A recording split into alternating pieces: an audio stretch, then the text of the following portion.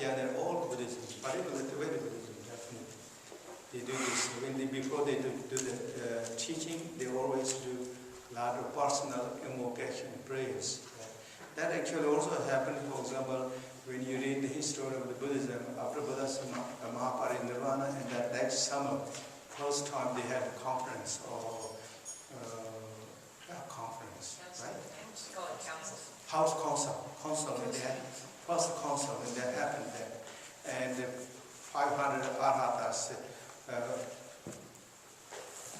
collected the 500 arhatas first row and folded in 4 times and piled up, and above that Ananda said, in thinking of the Buddha's gracious kindness and thinking of paid homage, and then he gathered all the sacred teachings. Then, similarly, next again, that second Upali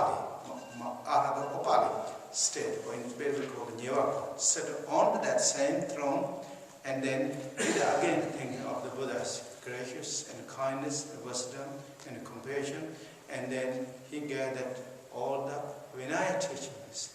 And then with that finished, then who is the first patriarch or first regent?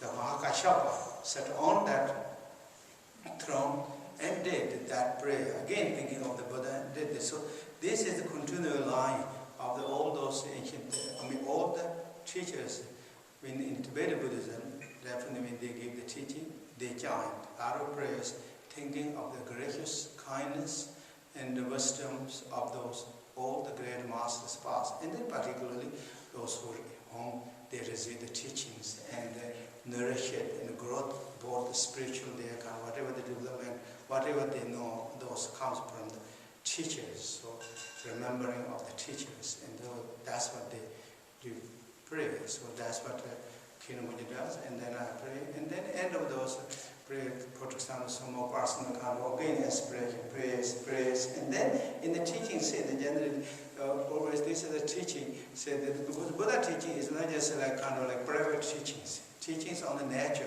of every living thing. It is a teaching on the compassion, teaching on the wisdom, teaching on the equanimity or equality and balance. Therefore, there is nothing to really hide. There is nothing is superior or nothing is lower. We all share the same thing. And we like to explore their innate nature.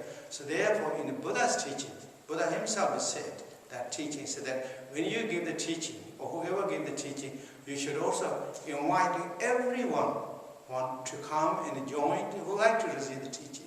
So there is a 4 lines of prayer. It said that in the 3,000 universe fold, wherever the disciple of Buddha and whoever like to receive the teaching or like to kind of remind and inspire each of you, come here to be joined with us, whoever like to come. And there's prayer, so that I do that prayer. And then again, this is not just I, that's everybody. And then in the teaching, said again, teaching is not just restricted to one language. So there is again prayer. Said that I do the teachings in the language of gods, Nagas, Asuras, Gandharvas, and all the other language, every language. So please come, whoever like to reconnect to the teaching as teaching. So those I do prayers, and those are the those are what I pray. That's it. And then I will tell some stories.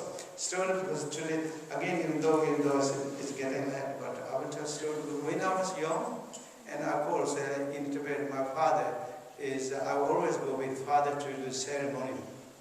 Khenpo already went to the Roach monastery, so I was always go with the father to do the ceremony in Tibet.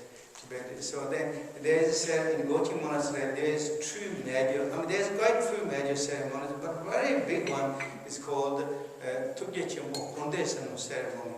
It's a practice on Avalokiteshvara. This is discovered by the Sasamumba. It's a big teaching, great compassion practice that will dominate both samsara and nirvana. That's the title of this teaching. So this is a non-stop teaching for 24 hours in 7 days a week. It is a drupchi. And then, of course, then they will post in the night. During the daytime, everyone joined. But at night time, then perhaps they divided. So this not everybody have to go, but some they divide it, and then they pick up whoever the first rotation, they pick up in Tibet, they pick the grass. Sometimes they pull the grass, and sometimes they roll the paper, and then that group, each group divided, and then we will join. So those who are young ones, many times they join, but they don't really kind of do the practice. At night time, there's not that tutor, that monitors, also not really always there. So they did a lot of kind of like naughty things. Rinpoche has a lot of story. Rinpoche himself, he is a little bit, I think, more stronger. And I'm not like that. I've always been like always, what's called, like shy and timid, I think, in a way. So I don't have a lot of those vigorous stories much to tell, really that. But anyway, when I was young, and I would go sleep with father.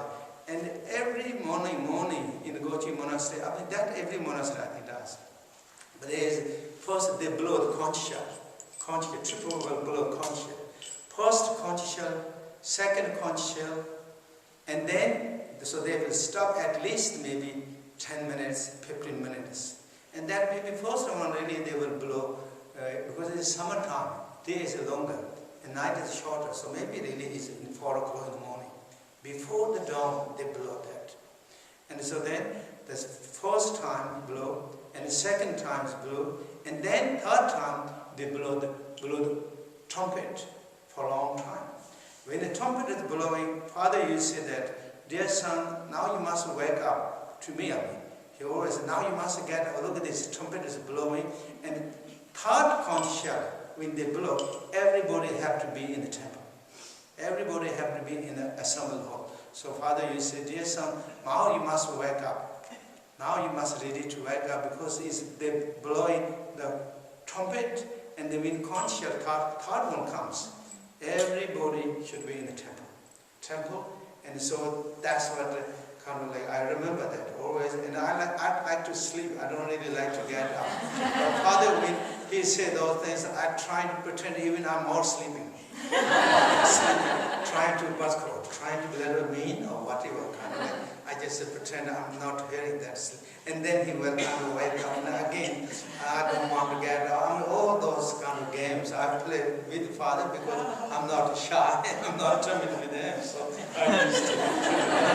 And so the conch shell, when they blew, but in the conch shell and the trumpet, most times they blow, they non-stop. You have to do the breathing. Circular breathing. Circle, you have to breathe in circles. So I used to focus on this one, I don't know.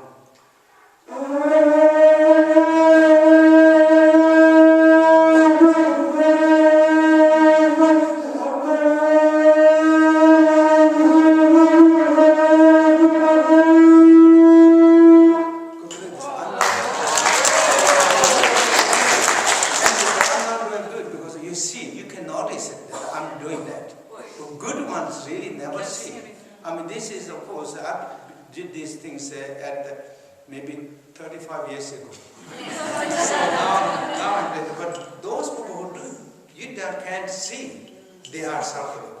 So, and to do this, when I'm young, I used to learn with the straw, and put that in the water, in a glass. So then you blow that, and then you will see your breathing is really bubbling. So that's my story. But trumpet and conch shell, both they will do like this, circling, without really stop. So then is one turn. Okay, so that's my story.